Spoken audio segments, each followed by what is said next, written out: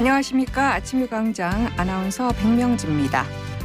서민들에게 한우는 큰 마음 먹어야지 먹을 수 있는 아주 비싼 음식인데요. 요즘 한우값 어떻게 생각하십니까? 도매 가격은 크게 떨어졌다는데 소비자 입장에서는 체감하기 힘든 수준이죠. 1년 전에 비해 7% 정도 떨어졌다고 하는데요. 하지만 도매 가격은 20% 가까이 떨어져서 그야말로 폭락 수준입니다. 최근에는 경영난으로 힘들어하던 한우 농가 농민이 잇따라 극단적인 선택을 한 것으로 알려지면서 한우협회가 정부의 수급 안정 대책 마련을 촉구하고 나섰습니다. 한우 암소 시장 격리와 사료값 차액 보전, 소비자 한우 할인 쿠폰 지원 등 한우협회에서 제시한 방안들이 많습니다. 여기에 많게는 8단계를 거쳐야 하는 복잡한 한우 유통 구조까지 개선해서 한우 사육 농가들이 이 위기에서 벗어날 수 있도록 길을 열어줘야겠습니다. 1월 18일 수요일에 함께하는 아침의 광장입니다. 먼저 이 시각 교통 상황과 날씨 정보 듣겠습니다. 서유리 리포터. 네, 먼저 고속도로 상황입니다. 작업 구간부터 살펴보면 중앙고속도로 춘천 방향 의성 156.4km 지점부터 158.7km 지점 2차로에서 노면 보수 작업 중입니다. 경부고속도로 서울 방향은 경산 나들목에서 도동 분기점까지 소통 원활하고 중부내륙지선 창원 방향은 서대구 요금소부터 서행하면서 남대구 나들목까지 제속도 못 내고 있습니다. 이어서 시내도로 살펴봅니다. 검단로 검단내거리에서 복현오거리 방향 신호 2번 받고 지나고 팔달로 만평내거리에서 원대오거리 방향도 늦게 오는 차량은 신호 한 번 더 받고 이동합니다. 현충로 현충삼거리에서 앞산내거리 방향 중간 지점 가장자리 차로에 공사 중이고요. 국채보상로는 서성내거리에서 서대구 공단 내거리까지 속도 떨어져서 지납니다. 이어서 신천대로 남대구 나들목 방향입니다. 신천교부터 침산교까지 정체 이어지고 있습니다. 끝으로 날씨입니다. 오늘 대구와 경북은 추위가 조금 누그러지겠는데요. 구름 많다가 오후부터 차차 맑아지겠습니다. 경북 서부 내륙에는 아침까지 눈 날리는 곳이 있겠고 경북 북부 내륙에는 내린 눈이 얼어서 도로가 미끄러운 곳이 있겠습니다. 교통안전에 각별히 유의하시기 바랍니다. 아침 최저 기온은 평년과 비슷하거나 높겠고 낮 최고 기온은 2에서 6도로 평년과 비슷하거나 조금 낮겠습니다. 현재 대구의 기온은 영하 0.1도, 습도는 66%입니다. 지금까지 서유리였습니다. 지역 시사정보 프로그램의 중심, KBS 대구 제1라디오 아침의 광장을 듣고 계십니다. 오늘 아침 지역의 주요 뉴스 살펴봅니다. 뉴스민 천영길 기자, 경향신문 백경열 기자 두 분과 함께하겠습니다. 안녕하세요. 네, 안녕하십니까. 네, 첫 소식 전해주시죠. 네, 대구 시민들은 많이들 궁금해하실 텐데요. 이게 대구의 안전한 물을 언제 어떻게 먹을 수 있느냐, 네. 이 부분이 고민일 텐데 이 대구시가 일단 올해 상반기 중에 이 납동강 상류댐의 물 공급 관련해서 이 정부에 건의하고 향후에 이 사업이 국가계획에 반영될 수 있도록 추진하겠다고 밝혔습니다. 이 일명 맑은 물 하이웨이 사업은 이 낙동강 대규모 산단의 각종 오염 물질에 영향을 받지 않는 이 수질이 우수한 원수를 낙동강 최상류댐에서 안정적으로 공급하겠다라고 하는 사업인데 네. 이게 홍준표 대구시장이 선거 당시부터 이 공약으로 내걸었고 이 취임 이후에 본격화되기 시작을 했습니다. 지난해 11월에 안동시와 이 업무 협약을 체결하면서 안동댐, 이마댐 이 맑은 물을 대구시에 공급하겠다라고 하는 이 약속도 했었는데요. 일단 이게 뭐 안동시랑 협약을 맺는다고 추진할 수 있는 것이 아니라 이 한국수자원공사 또 네. 환경부 그러니까 이 중앙정부 차원의 역할이 매우 중요한 사업입니다. 네. 앞서서 지난해 4월에 이 구미 해평치수장의 물을 일부 가져오는 이 치수원 다변화 협약을 맺었었는데 네네. 이걸 뭐 구미시와 갈등 끝에 이 하지 않고 안동댐, 이마댐 물을 가져오겠다라고 하게 되면서 이 다시 이 정부가 이걸 추진할지 말지 이 결정해야 되거든요. 네. 지금 일단은 올 상반기에 대구시가 연구 용역을 맡겨서 이 국가가 국비로 이 사업을 할 수 있도록 이 추진하겠다는 계획인데 이 중앙정부에서 또 어떻게 받아들일지 이 부분은 아직까지는 좀 미지수로 남아 있습니다. 그 쉽게 설명하자면 기존에 이제 취소원을 구미로 옮기려던 것을 파기하고 네. 안동으로 이제 옮겼는데 그것 역시 중앙정부에서 결정을 해줘야 가능하다 그런 말씀이신가요? 맞습니다. 지금 안동댐과 이마댐물을 가져오려면 거기서부터 이 도수관로를 설치해야 되는데 네. 이 예상되는 비용이 1조 4천억 원 정도입니다. 네. 그러면 이 비용을 대구시가 다 부담할 수도 없을 뿐더러 이 물을 관리하는 공기업인 이 수자원공사가 또 결정을 해야 되는 부분이거든요. 올 상반기 내에 어떻게 좀 추진될지 계속 좀 지켜봐야겠습니다. 네, 다음 소식 보죠. 네, 어제 그 경북 성주 주한미군 사드기지 인근에서 이 미상의 비행체가 출현해서 경찰과 군부대가 출동하는 등 소동이 좀 벌어지는 일이 있었습니다. 네. 수색 당국 등에 따르면 어제 오후 12시 54분쯤 김천시 농소면 인근에서 이 드론으로 추정되는 비행체 한 대가 목격이 됐는데요. 이 일대는 그 사드기지가 배치된 성주군 초전면 소성리와 인접한 지역입니다. 이 비행체는 그 사드기지 방향으로 날아가다가 기지 외곽에서 군 경계 병력에게 좀 발각됐고요. 네. 이게 드론 방어 체계에 막혀 이제 그 농소면에 추락한 것으로 전해졌는데 당시 이제 드론 대형 무기인 재민건이라는 게 있다고 합니다. 네. 이게 그 방해 전파를 쏴서 이게 그 드론을 떨어뜨리는 걸로 알려져 있는데 네네. 이 이제 그 체계에 막혀서 또 추락을 했고요. 육군 제2작전사령부도 어제 그 기자들에게 문자 메시지를 보내서 이 같은 사실을 알렸습니다. 그러면서 그 장병 및 경찰이 주변을 수색하고 있고 대공 혐의점은 낮은 것으로 판단하고 있다고 밝혔습니다. 비행체 출현 신고에 이제 경찰 100여 명과 군병력 한 160여 명이 현장에 출동했지만 잔해는 찾지를 못했고요.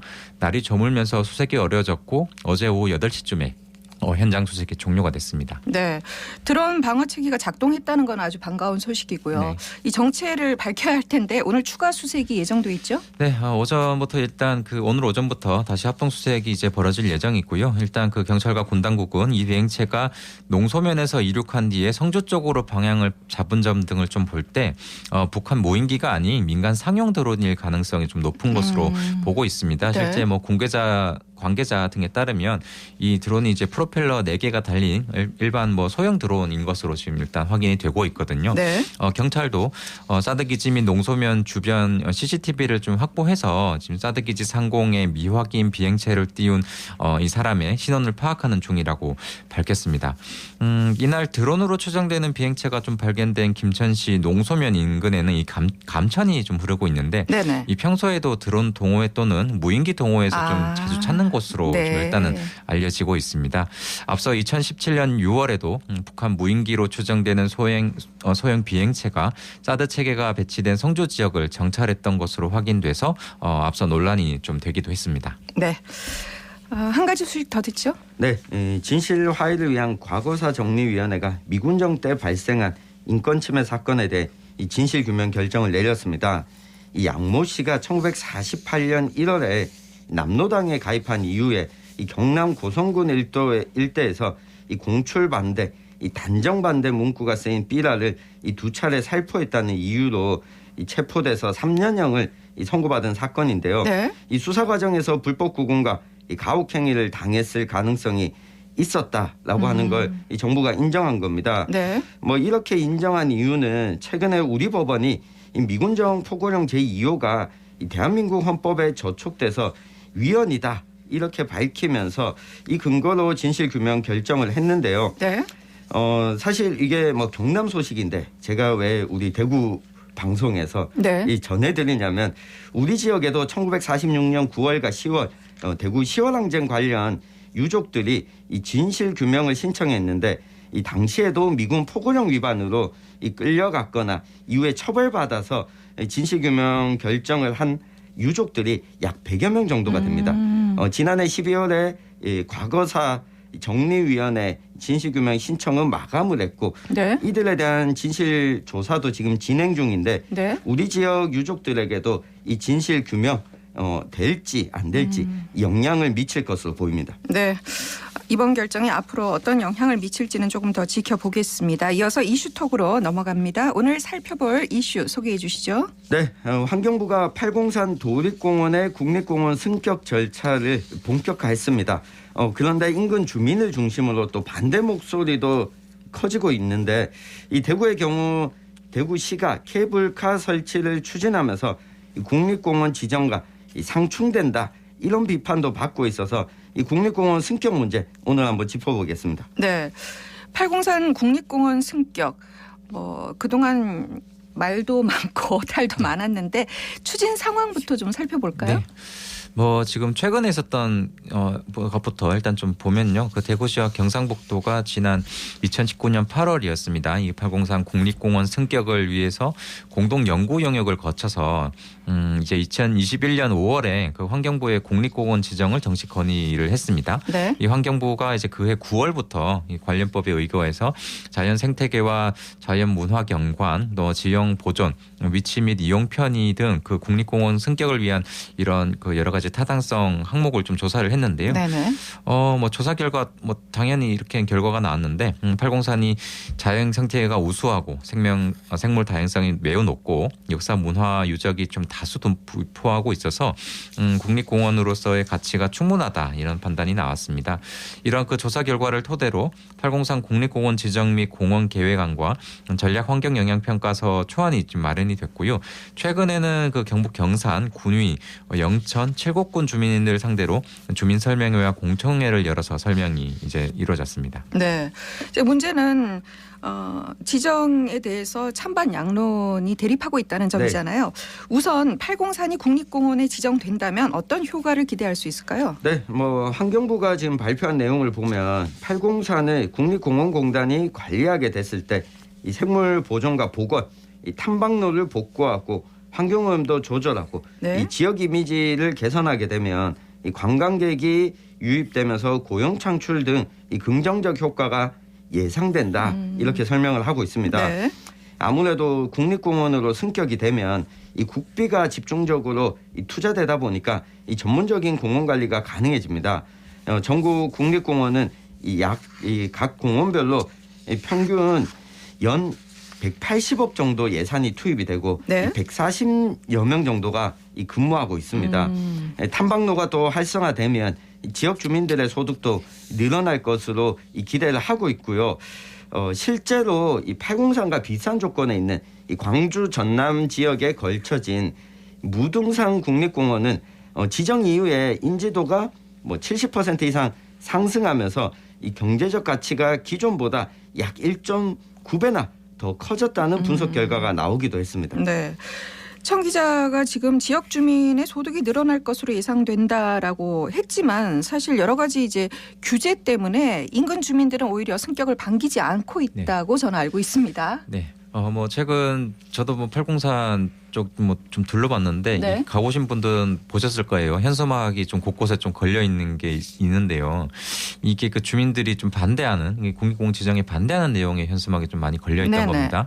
지난 경북 지역 공청회 자리에서도 이 공원구역 일대 주민들이 재산권 침해 여부 등을 놓고 이렇게 일단 좀 불만을 좀 쏟아냈는데 네. 주민 입장을 고려해서 이게 사유 토지나 마을 등을 현실적인 가격에서 매입하거나 공원 구역에서 좀 해제하라는 요구가 좀 많았습니다. 이 팔공산 일대 대구 지역 주민들 역시 이미 상수도 보호구역, 또 그린벨트 문화재 보호구역, 또 도립공원 자연보호법이나 고도 제한 등으로 이런 좀 다양한 규제를 받고 있는데 이 국립공원으로 승격이 되면 이런 규제가 더 심해질 거다라는 게 이게 주민들의 의견입니다. 그래서 네. 국립공원 승격 반대는 물론 아예 그 도립공원 구역 폐기도 좀 요구하고 있는 이런 목소리가 있는 겁니다. 네. 이 팔공산의 사유지 비율이 높다고 하더라고요. 네. 어느 정도입니까? 지금 팔공산 도립공원 내 사유지 비율이 70%입니다. 지주들은 약 2,500명에 이르는 것으로 알려졌는데요. 다만 국립공원 승격에 반대하지 않는 이 사찰 지역을 제외하면 이 실제 사유지는 54% 이 정도라고 합니다. 네. 재산권 침해를 우려해서 반대하는 지주들에 대해서 환경부는 지금 어떤 입장이죠? 일단 한마디로 요약하면 오해다 이렇게 볼 수가 있을 네. 것 같은데 환경부는 팔공산이 국립공원으로 좀 승격되더라도 이 규제에는 그 경북 이제 도립공원으로 지정됐을 때와 좀 같다고 강조를 합니다. 법령상 도립공원과 국립공원의 규제가 완전히 좀 동일하다는 건데요. 네. 물론 국립공원으로 지정되면 이게 그 관리가 좀 체계적으로 이루어지기 때문에 많은 예산과 인력이 좀 배치가 됩니다. 그래서 일단 불법 행위 감시나 단속이 좀 가능하기 때문에 주민 주민들이 느끼기에는 규제가 강해진다고 좀 느낄 수도 있겠지만 법령상으로는 국립공원의 규제가 더 심해지는 건 아니라는 게 이게 환경부의 입장입니다. 그리고 국립공원 승격으로 새롭게 편입되는 면적이 주로 국유지와 공유지고 그 사유지 같은 경우에는 땅 주인이 원할 경우에만 조사와 평가를 거쳐서 편입한다는 방침을 갖고 있다고 환경부가 밝힙니다. 네. 그리고 또 한 가지 대구시에서는 지금 팔공산에 케이블카 설치를 추진하고 있습니다. 국립공원에 케이블카를 설치한다는 거 이거 상충되는 게 아닌가 그런 지적도 있거든요. 맞습니다. 네. 이 대구시와 경상북도 입장이 또 엇갈리고 있는 부분이기도 한데요. 이 경북도는 이 빠른 속도로 팔공산의 국립공원 승격을 추진하고 싶어 하는데 이 대구시는 좀 신중한 태도를 보이고 있습니다. 네. 이 실제로 경북 지역은 지난달 29일에 공청회를 열었지만 이 대구시는 공청회 시기를 이 다음 달인 2월로 연기한 상태입니다. 이 가장 큰 이유가 이 팔공산 케이블카 사업 때문인데 이 대구시는 국립공원 승격과 별개로 이 케이블카 사업을 진행한다는 방침이지만 만약에 국립공원으로 지정되면 이 케이블카 설치도 어려워질 수밖에 없는 겁니다. 앞서서 국립공원으로 지정된 지리산, 이 설악산도 오랫동안 케이블카 설치를 시도해왔지만 환경부의 심의 문턱을 넘지 못했기 때문입니다. 네. 그래서 대구시와 경상북도가 팔공산 국립공원 승격을 따로 추진한다는 얘기도 있던데 이게 가능한가요? 이게 뭐 결과적으로 말씀드리면 아예 불가능한 일이야 있겠냐마는 사실 어렵다고 보는 게 맞습니다. 지정 대상 면적 가운데 72%가 이 경북의 4개 시군이고 나머지가 대구시 관할이거든요. 네. 이게 처음에 경북 지역만 국립공원으로 승격하고 이 차후에 이 대구시 구역도 확대하면 된다라고 하는 입장도 있는데 이 국립공원 승격 과정에서 꼭 거쳐야 하는 게 전략환경 영향 평가입니다. 네. 그러면 이 평가하는 대상 지역의 범위를 정하게 되는데 이 대구시 구역만 쏙 빼고 어떻게 이 생태나 환경에 대한 이 평가를 할 수 있느냐 했을 때 이렇게 진행하는 게 좀 어려운 일인 거죠. 네.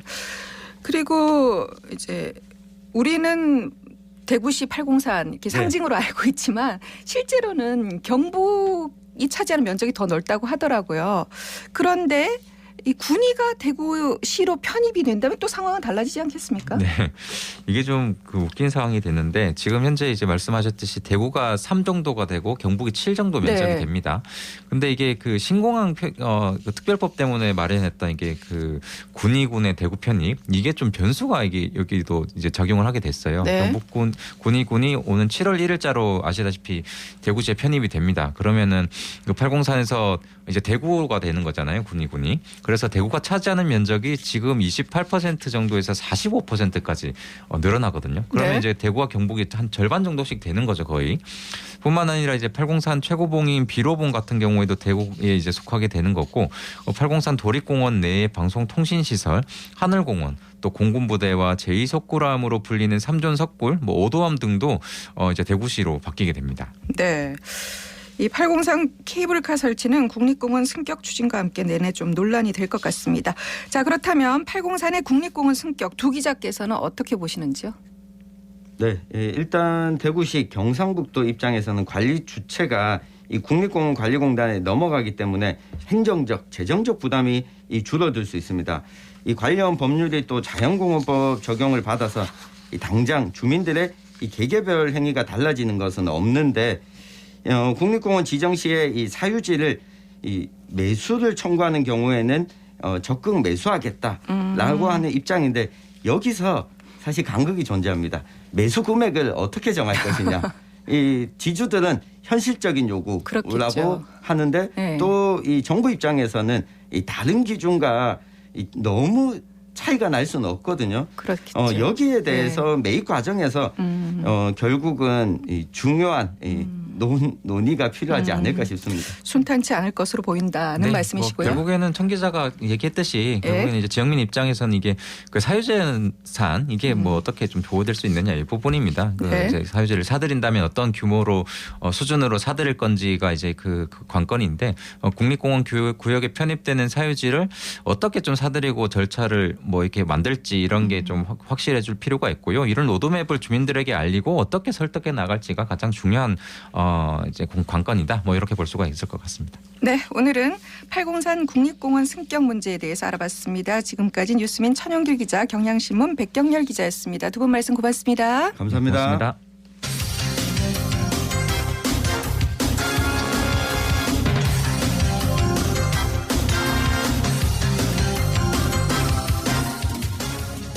네, 아침의 광장 함께하고 계십니다. 지금 시각 8시 50분입니다. 대구 경북 정치권 소식을 키워드로 풀어보는 시간이죠. 매일신문 정치부 김병훈 기자 연결합니다. 안녕하세요. 네, 안녕하세요. 네, 오늘의 첫 번째 키워드부터 알아볼까요? 네, 오늘의 첫 번째 키워드는 나경원 전 의원과 동화사입니다. 네. 국민의힘 전당대회 출마를 고심 중인 나경원 전 의원이 어제인 17일 대구 동화사를 방문했다는 소식입니다. 네. 이 나경원 전 의원은 방문해서 어떤 얘기를 했나요? 네, 나경원 전 의원은 취재진에게 이제 마음의 결심은 거의 섰다며 전당대회 출마 선언이 임박했음을 알렸습니다. 네. 다만 구체적인 시기에 대해서는 말을 아꼈는데요. 나 전 의원은 차기 당대표의 중요한 덕목으로 국민의 뜻을 대통령께 잘 전달하는 것이라고 강조했습니다. 네. 그러면서 현재 당의 모습이 내년 총선 승리를 위해서 바람직하냐에 대해 고민하고 있다고 했습니다. 최근 여론조사에서 친윤계 김기현 의원에게 역전된 것과 관련해선 여론조사가 좋다고 출마하고 안 좋다고 불출마를 하는 것은 아니다고 했습니다. 네. 이 나경원 전 의원이 최근 전국의 유명 사찰을 잇따라 방문하고 있죠? 네, 그렇습니다. 나경원 전 의원은 지난 13일에 충북 구인사를 방문했습니다. 네. 이어 17일에 대구 동화사를 방문한 것인데요. 흥미로운 건 두 사찰 모두 앞서 윤석열 대통령이 대선 후보일 때 모두 거쳐간 곳이란 점입니다. 일각에서는 나 전 의원이 윤 대통령의 발자취를 따라가고 있다는 분석을 내놓습니다. 네. 이에 대해 나 전 의원은 대통령께서 방문하신 사찰은 맞지만 동화사는 의열 스님과 인연도 있고 중요한 사찰이지 않느냐고 다소 모호한 대답을 내놨습니다. 네. 자, 그렇다면 나경원 전 의원이 윤 대통령이 다녀간 사찰을 이렇게 차례로 찾는 이유는 어디에 있다고 보시는지요? 네, 현재 나경원 전 의원은 친윤계로부터 강한 불출마 압력을 받고 있습니다. 네. 친윤계는 김기현 의원을 밀고 있는데요. 김기현 의원이 나경원 전 의원과 맞붙으면 낙선할 가능성이 있기 때문에 여러 경로를 통해 나 전 의원의 불출마를 종용하고 있는 중입니다. 이에 나 전 의원도 가만히 있지 않고 있는데요. 윤석열 대통령과 친윤계를 분리해 윤 대통령은 지지하고 친윤계는 비판하고 있습니다. 나 전 의원은 최근 윤 대통령이 다녀간 사찰을 방문하며 사실상 윤심구에 나선 것으로 풀이됩니다. 네. 김 기자님께서 좀 전에 말씀하신 대로 어제 나 의원이 이제 마음의 결심은 거의 섰다라고 밝혔습니다. 그러면 전당대회 출마 선언이 임박했다고 볼 수 있는 거죠? 나경원 전 의원이 출마를 기정사실화했음에도 실제 출마 여부를 두고는 예상이 엇갈립니다. 아, 그래요? 관건은 나 전 의원이 대통령실과 친윤계의 거센 견제를 버틸 수 있느냐인데요.